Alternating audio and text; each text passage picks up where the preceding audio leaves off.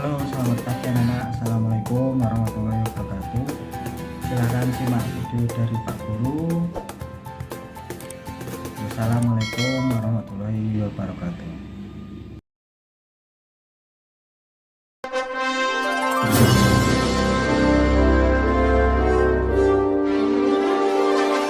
Pancasila. 1. Ketuhanan yang Maha Esa. 2. Kemanusiaan yang adil dan beradab. 3. Persatuan Indonesia.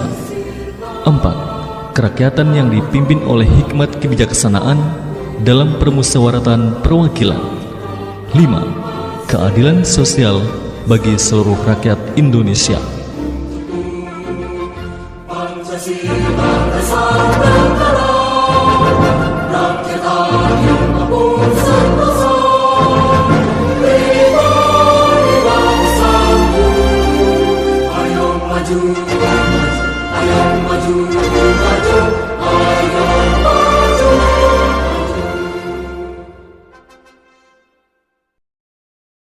Assalamualaikum anak-anak, apa kabar? Semoga sehat selalu dan terhindar dari segala penyakit ya. Sebelum hari ini kita memulai pelajaran, kita akan mengingat materi sebelumnya terlebih dahulu ya. Sekarang anak-anak perhatikan gambar di atas ini. Ya, itu adalah lambang burung Garuda yang merupakan lambang negara kita, negara Indonesia. Di dalam lambang burung Garuda terdapat gambar bintang yang berwarna kuning. Gambar bintang ini merupakan simbol dari sila pertama Pancasila yang berbunyi ketuhanan yang Maha Esa. Kita sebagai manusia yang diciptakan oleh Tuhan, patutnya kita bersyukur atas segala karunia yang diberikan oleh Tuhan. Bersyukur ini merupakan pengamalan dari sila pertama Pancasila. Nah, sekarang bagaimana sih caranya kita bersyukur? 1. Ya, dengan menjaga kesehatan tubuh kita. Nah, menjaga kesehatan tubuh bisa dengan berolahraga, kemudian makan makanan yang sehat, makan makanan yang bergizi, begitu. Kemudian yang kedua, dengan menghargai kemampuan teman kita. Kita tidak boleh mencela ya. Apapun, bagaimanapun teman kita harus menghargai karena setiap manusia itu memiliki kelebihan dan kekurangannya masing-masing. Kemudian yang ketiga, yaitu menghargai kepercayaan orang lain. Kepercayaan ini berupa semua agama ya, walaupun kita berbeda agama dengan teman kita, tapi kita harus tetap bersatu. Tidak boleh terus bermusuhan karena dia berbeda agama dengan kita, tidak boleh. Oke. Gambar pertama. Benny, Udin, dan Edo sedang bermain di halaman rumah Benny. Mereka bermain mencari cacing. Gambar kedua. Setelah bermain, mereka pun merasa lapar. Benny dan Udin, mereka mencuci tangan terlebih dahulu sebelum mereka makan. Tetapi Edo tanpa mencuci tangan, Edo langsung makan. Gambar ketiga. Saat mereka sedang makan, tiba-tiba Edo merasa sakit di perutnya. Tetapi Benny dan Udin, mereka tidak apa-apa, mereka tidak merasakan apapun. Gambar keempat. Keesokan harinya, ternyata Edo tidak berangkat ke sekolah karena sakit. Benny dan Udin pun menengok Edo di rumah Edo. Bersambung. Nah, dari cerita Benny, Udin, dan Edo ini, apa yang bisa kita simpulkan? Betul.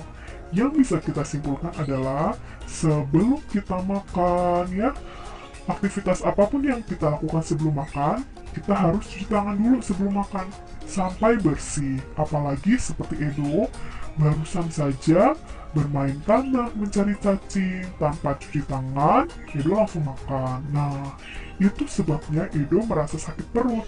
Nah, untuk anak-anak di rumah, jangan tiru sikap Edo ya. Yang baik yaitu cuci tangan dulu sebelum makan, oke?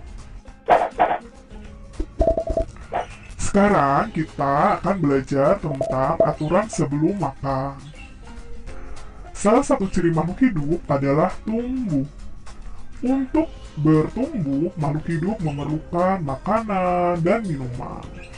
Agar pertumbuhan itu berjalan dengan baik, makhluk hidup memerlukan makanan dan minuman yang sehat dan bersih.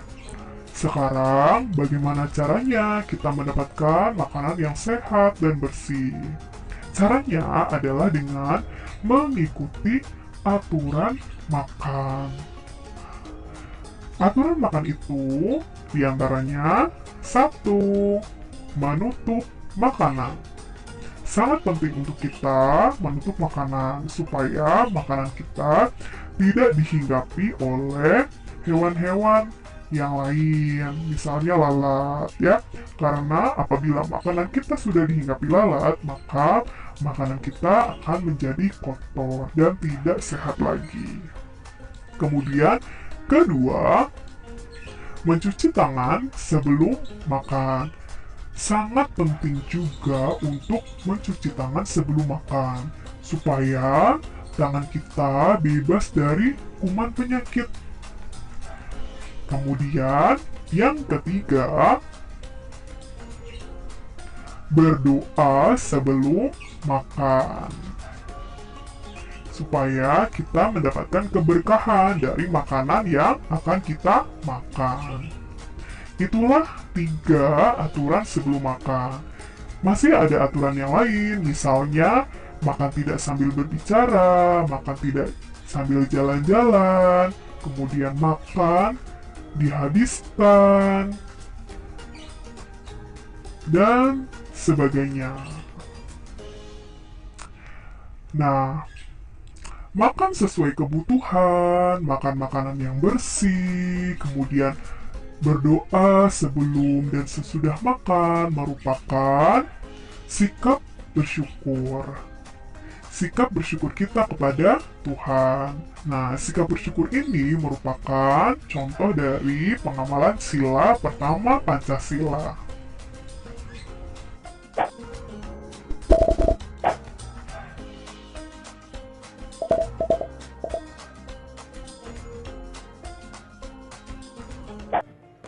Nah teman-teman, Allah menciptakan berbagai macam makhluk hidup yang berbeda-beda. Perbedaan tersebut merupakan karunia dari Allah Subhanahu wa Ta'ala. Istilah lain dari perbedaan adalah keberagaman. Nah, dengan adanya keberagaman akan membuat kita belajar betapa pentingnya rasa saling menghormati dan menghargai antar sesama. Sikap saling menghargai dan menghormati antar sesama merupakan pengamalan sila kedua Pancasila. Nah, teman-teman masih ingat nggak ya bunyi sila kedua Pancasila itu apa?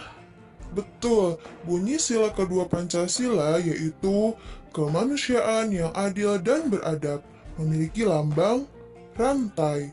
Nah, rantai memiliki makna bahwa bangsa Indonesia sangat menjunjung tinggi nilai-nilai kemanusiaan, saling menghormati, saling menyayangi, dan memperlakukan manusia lainnya dengan baik. Sila kedua memiliki nilai-nilai positif yang wajib kita amalkan. Nah, berikut adalah pengamalan sila kedua Pancasila. Yang pertama, menengok orang yang sedang sakit. Yang kedua, melakukan donasi atau penggalangan dana untuk korban bencana. Yang ketiga, bersikap sopan kepada sesama. Yang keempat, tidak menyakiti hati orang lain. Yang kelima, menghormati orang tua dan guru. Dan yang keenam, saling menghormati dan menghargai perbedaan. Nah teman-teman, ada yang tahu nggak ya bagaimana sih cara menghargai perbedaan itu? Nah, berikut adalah cara-cara bagaimana kita menghargai perbedaan. Yang pertama, saling membantu jika ada teman yang mengalami kesulitan. Yang kedua, menghibur teman saat sedih. Yang ketiga, jika ada pekerjaan yang harus dikerjakan bersama, maka kita harus bekerja sama. Yang keempat, tidak pilih-pilih teman ya. Dan yang kelima, tidak memaksakan pendapat kita kepada orang lain. Nah, selama ini coba teman-teman ingat, apakah pernah menolong atau membantu orang lain? Nah, kalau belum, mulai saat ini kita biasakan untuk membantu dan menolong orang lain ya. Gambar nih, kira-kira sebaiknya apa ya yang harus kita lakukan? Di gambar tersebut, terlihat Rudy merasa kesulitan untuk mengambil bola yang ada di atas lemari. Apa sih yang harus kita lakukan? Betul, yang harus kita lakukan yang pertama, jika badan kita lebih tinggi dari Rudy, sebaiknya kita menolong Rudy untuk mengambilkan bola tersebut.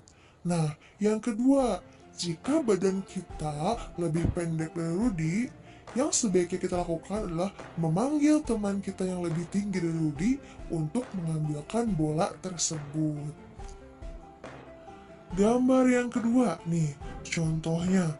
Di gambar terlihat Siti merasa kesulitan membawa barang bawaan. Sikap kita sebaiknya kayak gimana ya?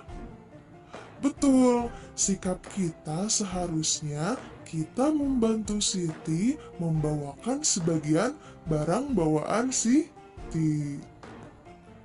Gambar yang ketiga menunjukkan bahwa Siti merasa kesulitan mengikuti gerakan tari. Sebaiknya apa ya yang harus kita lakukan?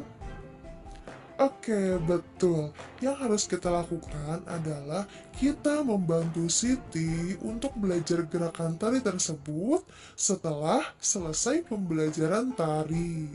Nah, teman-teman, perbedaan dalam diri manusia itu bisa dalam bentuk apapun ya. Misalkan, perbedaan tinggi badan, berat badan, hobi atau kegemaran, perbedaan makanan kesukaan, perbedaan agama, dan lain-lain.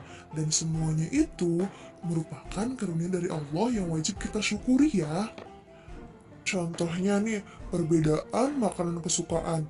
Misalnya, Siti sukanya wortel, sedangkan Dayu sukanya brokoli, Edo suka kentang, Benny suka roti, Lani suka ikan, dan Bayu sukanya daging. Nah, perbedaan makanan kesukaan tersebut tidak boleh dipermasalahkan ya, tetapi sepatutnya atau sebaiknya kita saling menghargai makanan kesukaan masing-masing. Contoh perbedaan lain nih dalam hal perbedaan hobi atau kesukaan berolahraga. Contohnya, Siti sukanya lari pagi, sedangkan Lani sukanya berenang. Dayu sukanya lompat tali. Nah, meskipun olahraga kesukaan mereka berbeda-beda, sebaiknya mereka tetap saling hidup rukun ya, dan saling menghargai perbedaan kesukaan atau hobi masing-masing. Nah, contoh perbedaan lainnya yaitu perbedaan dalam hal agama. Di Indonesia sendiri, ada 6 agama yang diakui oleh negara. Yang pertama, Islam, Kristen, Katolik, Hindu, Buddha, dan Konghucu. Nah, teman-teman bisa lihat sendiri ya di gambar, posisi berdoa tiap agama itu berbeda ya. Nah, semua itu merupakan keragaman yang harus kita hargai dan harus kita syukuri. Nah, teman-teman, ada yang tahu nggak ya, kenapa sih kita harus saling menghargai perbedaan? Nah, betul banget. Karena saling menghargai perbedaan itu banyak banget manfaatnya untuk kehidupan kita. Yang pertama, kalau misalkan kita saling menghargai, akan terbentuk kehidupan yang rukun. Yang kedua, tidak akan timbul perselisihan. Yang ketiga, terciptanya rasa saling menghormati. Yang keempat, terbentuknya rasa persatuan. Yang kelima, memberikan keamanan dan kenyamanan dalam melakukan kegiatan.